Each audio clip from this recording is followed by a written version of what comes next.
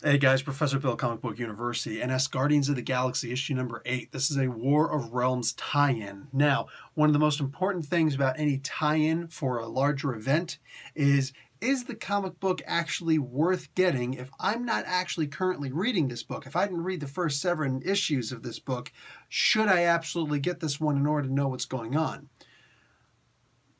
Kind of.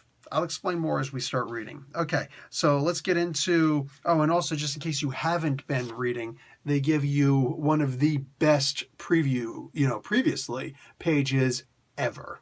All right, this comic book, honestly, this comic book, probably more than any other comic book out there, really make sure that you understand what's been happening recently. In fact, there are some times when I misunderstand what I'd read in the previous comic book, and when I read the next comic book, the preview, the previously section, I'll be like, oh, it'll set me straight.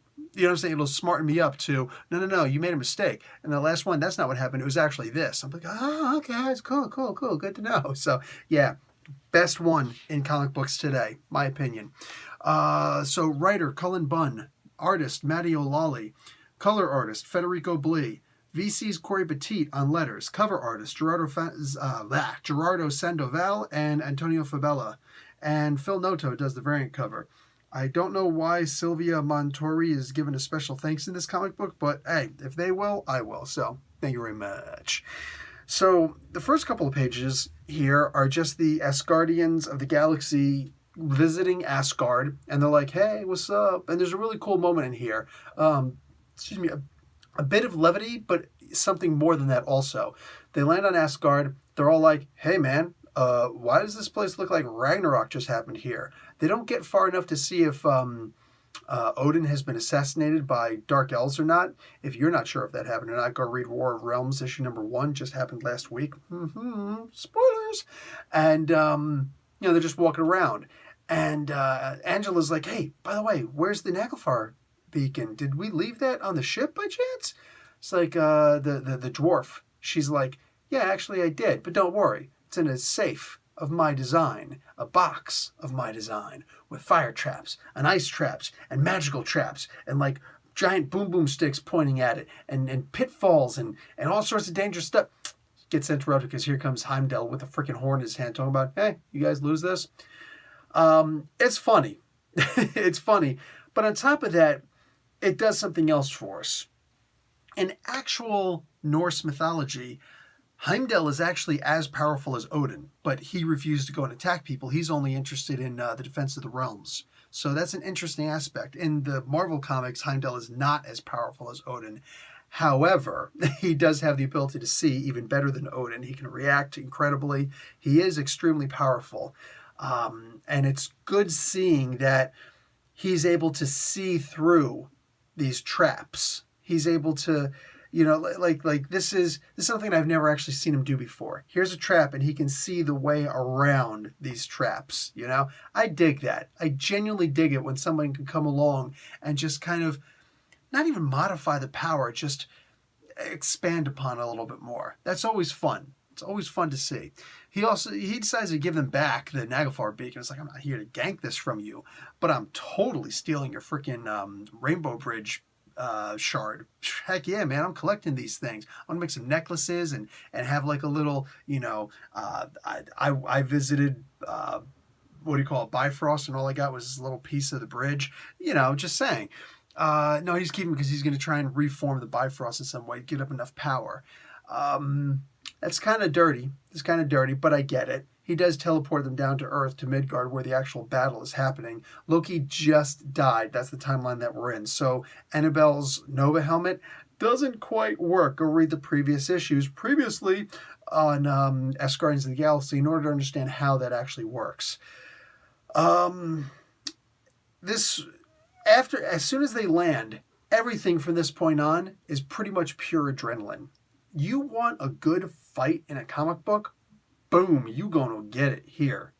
This was just nothing but people attacking people and fire giants and Muspelheim thingies, and it was bad. It was bad. There were other hellhounds there, not Thori, other ones that were meaner and funnier looking. Angela gets into it with, I don't know if it's her mama, but with other angels. That was pretty messed up. So they wound up doing so well in the battle, in fact. Meeting some of the other guys, like Captain America having a conversation with Thunderstrike. That was actually kind of cool. Punisher seeing a slightly wounded Executioner. And he's like, hey, here, you ever use a gun before? Toss him an AK-47. Now, if you remember Walt Simonson's run, there were twin twin M16s, M16A1s to be specific. They actually perfectly recreated that in the Thor Ragnarok movie too, which is impressive. They're up to like what, the A4 by now at least, right? But anyway, yeah. So they like he tossed an AK-47, and literally in my head as I'm looking at him, just like, this is the AK-47. It is the weapon of choice of your enemies. It makes a distinct sound when fired at you. Anybody who is in the military, I think, should know exactly where that comes from. This was good. But anyway, they start doing so well that they decide they can start splitting up and doing their own things. You know, like Throg, he's got to go and check up on his people. His frogs. Annabelle's going to go and check up on the, her girlfriend, Ren. She's got to see what's up because, hey. And people start kind of splitting up. Now that weakens the party. And obviously none of these guys have ever played Dungeons and Dragons before, because anyone who has knows you never split the party.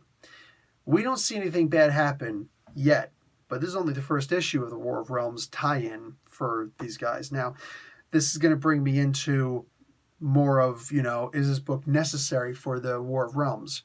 Right now, it seems not.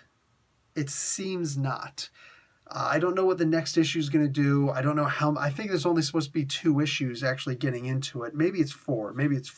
Whatever. I don't see the checkbox in this issue. Maybe I just need to look for it better. Usually I have the checklists. Either way, go and check out the description box below. I actually have all of those things listed, so you'll be able to see in order when these things are coming out, which, or more specifically, which books are coming out in order. It won't tell you which days they're coming out, but it will tell you, which is coming out next. Anyway, I'm going to show you what the next issue cover looks like. I don't think it's necessarily a spoiler, but apparently Valkyrie is really important to what's going on. And Annabelle doesn't really want to give up and let Valkyrie come out. Yeah, she actually has more control over it than Valkyrie does at this point, or at least that's what it seems. She herself says she's not so sure what's up.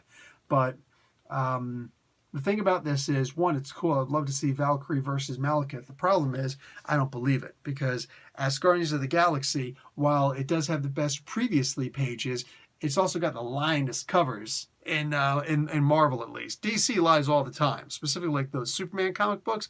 Superman covers are always lying. I don't know what's up with that. Constantly lying.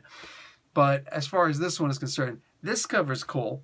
But y'all thought I forgot about the lying covers, right? Nope, I still recall. Pepper's Farm remembers. I remember, all right? I know where all the bodies are hidden.